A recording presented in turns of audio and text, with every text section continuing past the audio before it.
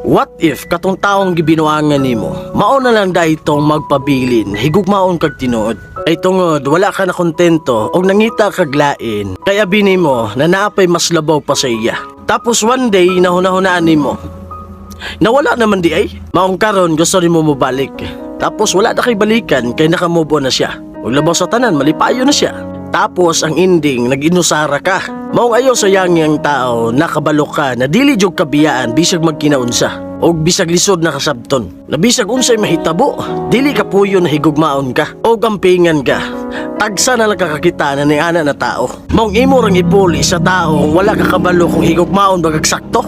Maong makontento na lang gud.